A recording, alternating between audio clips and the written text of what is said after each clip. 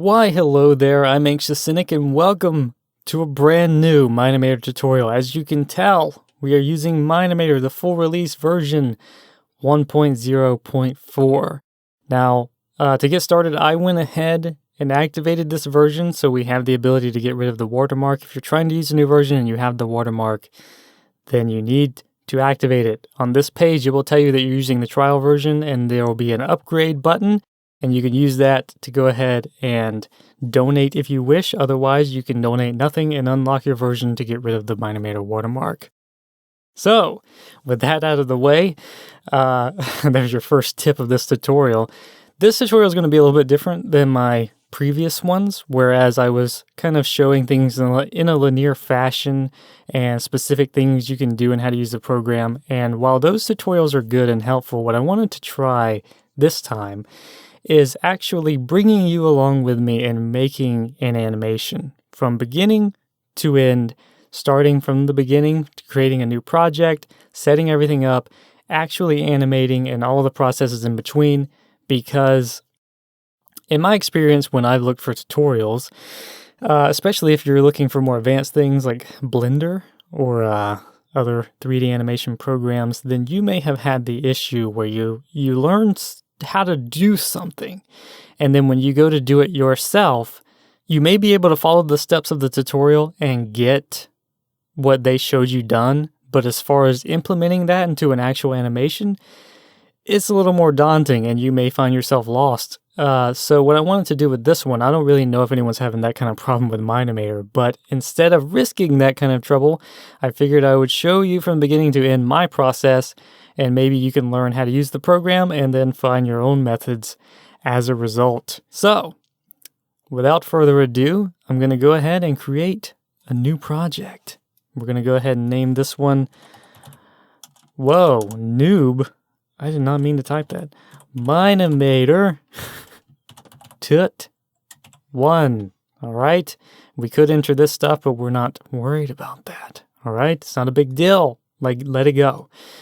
All right. So first thing I want to do is set up my project parameters. And right now it's on default of 1280 by 720. I'm probably going to end up going with 1080. So that's what we're going to do. We're going to use HD 1080 because that's what I want to use. If you want to render at 720 or even standard definition 720 by 480 or 4K, that is up to you. This is what I'm going to use. I'm going to leave the tempo alone.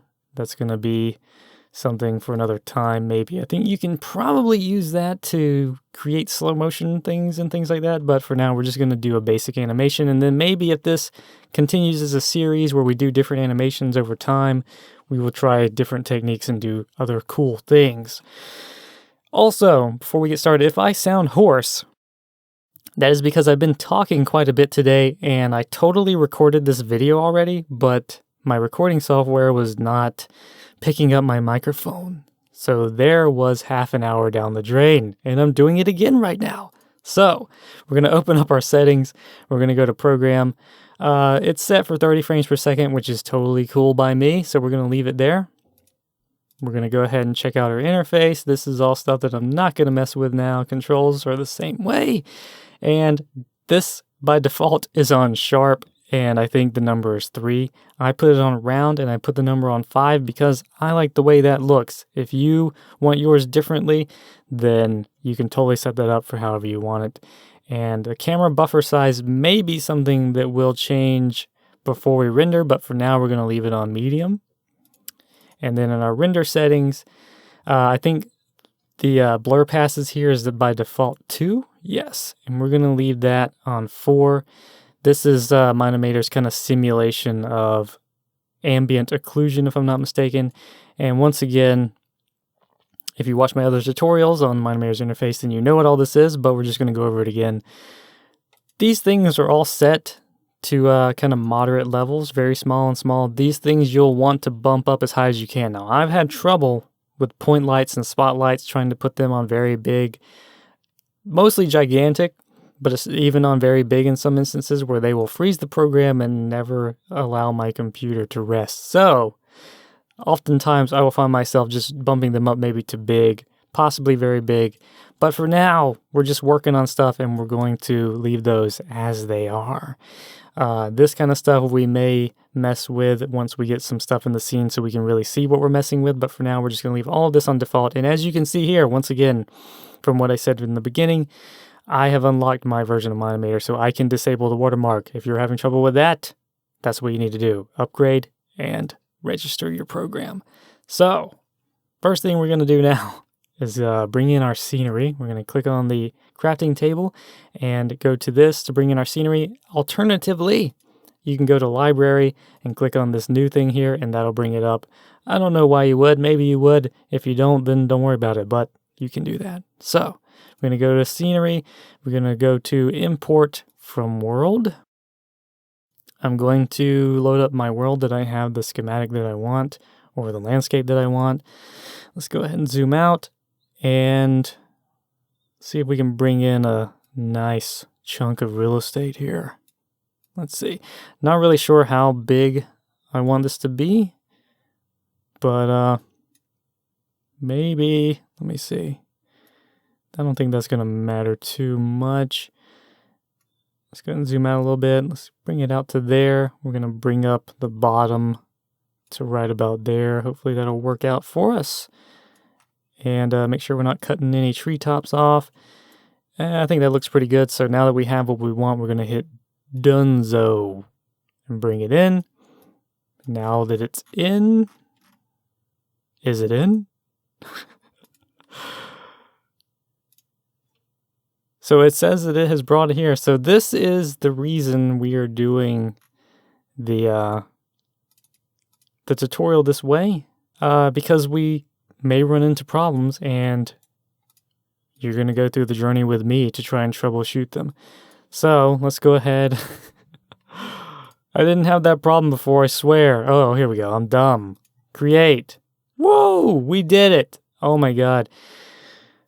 So there you go. I bet you didn't expect that to happen. So make sure you hit create, because I'm dumb. The first time I recorded this, it kind of went pretty well, surprisingly. So now this is when I'm going to get in a hurry and make all the mistakes in the world. All right. So there it is. We have it. You know, maybe you'll do something like that and then you'll be like, hey, that guy showed me how to make mistakes and then how to remedy it. All right. So here's our scenery. This is just a little house I built with a pile of diamonds, completely realistically to how you would find them in Minecraft.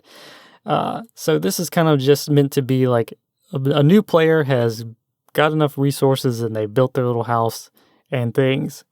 So that's going to be the basis of our operation here. And what we want to do is check out what our levels are here. I'm going to want to reduce the level of the scenery, I think. You know what? I'm not going to do it. Sometimes you may want to bring the level of them down, depending on what kind of scenery you're working with. But for now, I think this works out pretty well. And we're just going to have to figure out what the actual height level is of this ground here. So first thing we're going to do is bring in a block. And you can click this to sort them. And I want to bring in a door. We're going to go ahead and bring in the door. We're going to click on our timeline here. I'm going to bring it up. And what you want to do is kind of eyeball it. Get it somewhere close to about where it clips into the ground and note what your Y level is here. I think it's going to be about 48. And that brings it up to about level. And that's perfect. And as you can see here, the rotation point on our door, it's not where we want it. Because if we try to animate this, it's just going to swing around that rotation point. So what we want to do is click custom rotation point, and Y we can leave alone because that's the height and we don't need it to change. That can be exactly where it is and that's fine. For Z though, we want to make the door swing. Let's say we're going to have the door swing open inwards. So we want to make the rotation point. Why do I keep saying point? Anyway. Be about on the corner. So let's make that 16. And then we're going to make this, let's say 0. And that puts our rotation point right on the corner there. And as you can see, the hinges are here, so that's where we want it. And we're going to go ahead and slide this door right into place. It's going to go in, and once again, we're going to eyeball it. Like, all of this stuff is based on single increments. Like, one thing of this should be flat. I don't know why I'm explaining it that way, but I think if we do 48, then you'll see like even numbers, because all of these are single block increments, and it helps us to place things much more easily, just like the ground being a level 48. If you mess with the height of your schematic here, for instance, if I wanted to raise this up or down and that became 3.33, then that could become problematic when I'm trying to set things up level, because I'll have to remember that point decimal value, and it'll be kind of annoying. So I like to keep things big, flat, even numbers, if that makes sense. I probably butchered the way I explained that there, but hopefully you got it. Anyway, so what we're going to do here is bring in this door, and since we're not actually in Minecraft, I can set up this door any way that I want to. I can have it be this far in, or this far in, or this far in, however I want to do it. And I think I want to make it something like that. Give it a little bit of a bevel on the inside and a lot of bit of a bevel on the outside, just to make it look a little bit more cozy or something, realistic. And now that we've set up our rotation point and we got this set up where we want it positioned, then as you can see, I can edit this. And if I want Steve to open the door from the inside, you will see that it realistically will swing inwards and look very nice and natural and realistic. And that is what we want. All right, so as you can see, I have furnished the home with things that I do not intend to animate, right? That's why we leave out the door. That's why we have nothing that will be interactable that we would want to animate. We have an anvil, we have a bed, we have a crafting table, and we have a furnace and glass. Anything, as you see, that we left out the door, because the door needs to move. If you import anything in your schematic that you want to move, then you're making a mistake. You won't be able to edit it, and it'll just have to be like this. Unfortunately, if you want to do trees or something and have Steve, take a tree down block by block, then you're going to have to bring in like separate blocks of wood tree and build the tree block by block in Mine-imator so that you can interact with it the way you want to in your animation. It might be a little bit more work, but again, that doesn't even compare to the level of work that it would be with Blender or something. So you're still getting off easy. All right, so now we want a chest. Fortunately, that's the first thing we have on here. So we're going to go ahead and create the chest. We're going to bring it up and over. Once again, a chest is something you may want to animate, and thus that is why I left it out of the animation, because if we want to use it, then we'll actually be able to. I'm going to rotate this 90 degrees here, and then we're going to try to position it relatively naturally.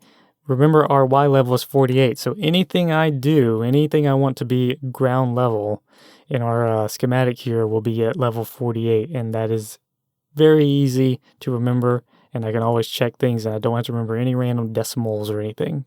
Is decimal the right term? I don't know. My voice is getting hoarse, so I'm going to take a swig of water real quick. All right, so as you can see, we have our wonderful door, we have our wonderful chest, and both of those can be animated, as you can see, just like this.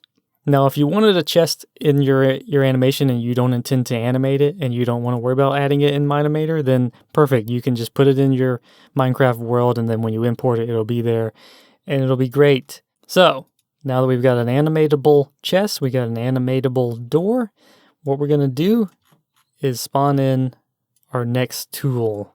And what that's going to be, before, if you watched my tutorial where I brought in a folder, apparently Mine-imator doesn't have that anymore, or I've overlooked it. So what we're going to do is just bring in a random block here. This is a Mine-imator cube. It is untextured, and it's rebellious is what it is. So we're going to go ahead and level that out with the ground. I'm actually going to go ahead and scale it down, because what we're going to use this for is a character controller. I'm going to make it about 0.2, and I'm going to name it character controller, just like that. And the rotation point is not where we want it either, so we're going to go ahead and zero that out. And leave it about like that, I guess. And now that we have that all set up, what we're going to do is bring in our Minecraft Steve. There we go. And we're going to take Steve, we're going to go to human properties here, and we're going to parent him to our character controller. And as you can see, it's going to bring him up. And now we have like a little mini baby doll level Steve.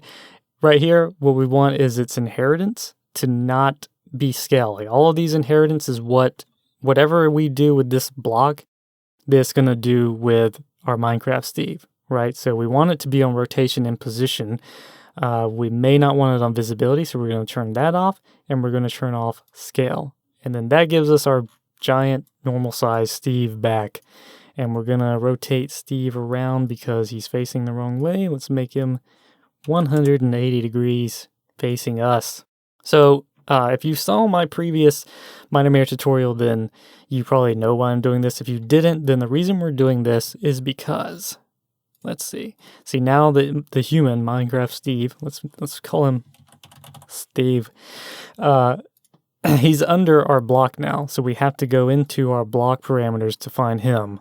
So in a way, that can also help with organization if you have a complex character rig or something. It can serve multiple purposes, but here's the main reason I do it. So if I want Steve, let's say he catches on fire and he falls on the ground and needs to roll around, or say you're making a war animation and they need to fall and roll around on the ground, right? So you have your rotation points. You have this one. This is your Z rotation. I think yellow is your X, okay? And then you have your Y rotation, right? Let's go ahead and put that back. So if I wanted him to fall down and roll around, let's just say we make Steve like that, our rotation points have been altered. Now our Z and, our Y and our Z here are on the same plane. I think Mine-imator uses like I think it's maybe a global rotation or something. It's not a local rotation where it would stay the same no matter what position your character's in. So if I want him to roll sideways, as you can see, that's pretty much impossible. There's like no way to get him to roll because my axes have flattened out on me and there's nothing I can do. But since our cube here is not rotated, it's only Steve, we can animate them independently. So now I can rotate Steve forward and then use the cube to rotate him this way. And then we can animate it so that he rolls around on the ground. Now, being that he's a blocky guy, that might be less smooth of an animation than just doing this, but it'll at least give you the ability to try your hand at it. And that caveat, or whatever you want to call it, of Mine-imator will be less of a hindrance to you at the expense of a little bit more complication with your setup. But it's a good tool to use, something good to keep in mind. And so, now what we're going to do is take our character controller, make sure you're using that, because if you move him independent of that, then you might have some problems. We're going to go ahead and bring him in, and we want to start off our animation with Steve. Maybe he's going to be laying in bed. All right, so what we want to do is take our Steve and have him rotate backwards. Let's have him be about -90. We're going to roll up our stone here. Remember your position. Your position is basically, wherever you put your character, that's what you're going to want to use the controller for most of the time. So remember, anytime you move the position of your character, use your controller, because if you don't do that, then you'll be moving him away and the block will be in another position. And then when you try to move things, it's not going to correlate the way it's supposed to, and it'll be a big problem. You don't have to do this. I just make it kind of a rule to do in case I want to do any fancy animating, and it kind of gets me used to that workflow so that I'll never accidentally run into the problem and, oh, I didn't set it up, and now I have half of an animation made without him being parented to a block. So I like to do it by default just to keep the heartache at bay, if you get my drift. So let's see, you don't want to make Steve just, rigidly laying on the bed all straight like this. So let's see if we can make him kind of have a relaxed starting position. So let's go ahead and bring his arm down, maybe bend it just a little bit. And as you can see here, even just rotating the arm, our axes have gotten kind of skewed. See that? Like they're not in a position. I wish this was something that could be fixed. I don't know if it is. And I think Mr. David, the creator of Mine-imator, is moving on to other things.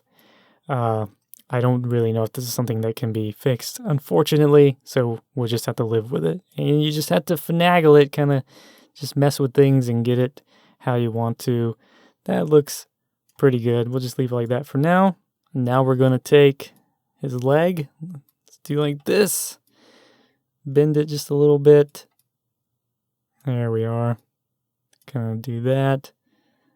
Do a little bit of that. And as you can see, his leg's clipping into the bed a little bit. I try to avoid this as much as I can, but sometimes, it just can't be helped. I think most people who watch a Minecraft animation understand the blocky nature of it, so I wouldn't fret too much over things clipping into each other. But for instance, say I have his legs hanging, or his feet hanging off the bed, and I wouldn't want his head clipping into the wall. So, certain things you'll want to be mindful of clipping, but generally you can get away with it with little things like that. So just a little tip. It's not that big of a deal, but something you may want to keep in mind. A lot of people make animations where the characters are clipping into things, and it is a noticeable issue. Some things you can get away with it, other things you can't. So it's just something you'll want to be aware of. Let's go ahead and make this arm look a little more relaxed. Just twist it out a little bit. Give it a slight bend. And slightly down just a little bit. And I'm really sorry about my voice being hoarse. I've completely spun it, I guess. Let's go ahead and tilt his head like that. And we'll just leave his body flat. That looks pretty good. Let's go ahead and save our progress. So now that we've got our starting position, everything looks pretty good. And this controller here is ugly, It's in the view and we don't like that. But the problem is, before, if I'm not mistaken, you could make your blocks invisible. And this was the beauty of having a folder, because it was not a visible object in the program. But, it is what it is. We have to work with it. So the problem is, if we make it invisible, we no longer get the control points. So what we're going to do is, while we're animating, we're going to leave this block visible. And then before we're done, when we're done and before we render, we're going to go to all the keyframes. If there are multiple keyframes for this block here, and we're going to make them all invisible and hope that will solve our problem. That's what we're going to work with for now. And we'll see how that goes later on. See how I can make it invisible. And since Steve is not inheriting that property, then he stays visible. So we're going to try this and hope that it works. If not, if I record an entire series and at the end this does not work, then just forego this step. But most animation principles that we will be going through with this tutorial should apply still. So forgive me if I am leading you astray in some regard or another. So there we go. Steve looks relaxed. He looks cool. Now that we've got our scene set up, we're going to go ahead and bring in our camera. And now, as you can see, we have this small camera here. If you click on this button up here, it makes it go away or come back, whatever you want to do. And we can right click in here and adjust our rotation. We can aim the camera like in a first person sort of sense. We can use our WASD keys and move it. If you hold shift while you do it, it'll move it slower, so you can kind of fine tune it. And I think, if you hold space, it will move faster. So if you want to do that and move your camera around quicker, then shift goes slower, space goes faster. All right. So for now, also the Q key goes down, the E key goes up. You have to be holding right click the whole time you're doing this to control the camera this way. It can be just an easy way to kind of visually see what your camera's seeing and adjust it to the angle that you want in real time. So we're going to go ahead and just leave our camera there, and we're going to get rid of this. And we're going to come outside here, and we're going to set up the lighting of our scene. Just as a starting point, we may adjust it further down the road, but for now, we're going to go ahead and try to get like the overall look of our scene. So we're going to click on the background tab. We're going to click this thing here in the corner, if you can see it, which gives us our rendering view that tells us what our animation is going to look like in the final render. And as you can see, it looks very pretty with shadows and things. So what we're going to do is bring our sun off to the side a little bit. What we want is to have kind of like a morning, you know, Steve comes out and he's ready for the day, I guess. And he's going to step out into the sunlight whenever he gets his lazy self out of bed and finally comes outside for once. So something like that. That looks kind of like a morning kind of setting. We're going to go with kind of a basic looking Minecraft setting here, so I'm not going to mess with the clouds, but you could adjust these things. As you can see, I'm adjusting the sunlight range here, and that can kind of give you different effects with the shadows and whatnot. You can do flat clouds and make the clouds do like that. You know, I have tutorials on this. You can go back and look at my old tutorials. All of those principles still apply as far as I know. So we're not going to mess with any of that right now. What we do want to do, though, however, is change our sunlight color. We're going to go ahead and give it kind of a slightly yellowish hue. Because it starts out, by default, it starts out as white. And it just kind of gives everything this sterile, kind of plain look, I guess, more or less how the game looks. Minecraft itself looks. But for an animation, you want to kind of give it that slightly more realistic touch. So we give it just a slight yellow hue. It doesn't make a whole lot of difference, but it can kind of be one of those things that adds that element that you might not have thought about before, and you can just tell that looks better. So I recommend using it. It's up to you. Also, we have a pretty small schematic here, the scene, and unless we want to bring in a lot of other things to kind of flesh out the scenery, what we're going to do to mask that small scenario here is bring in our fog. Let's make the fog just say around 1500 for now, the distance, and then we're going to make the fog size say a little bit bigger. Let's make it about 1000, and let's have our fog distance be 1600. Doesn't look too bad. It depends on where we are in the scene though, so let's try making it about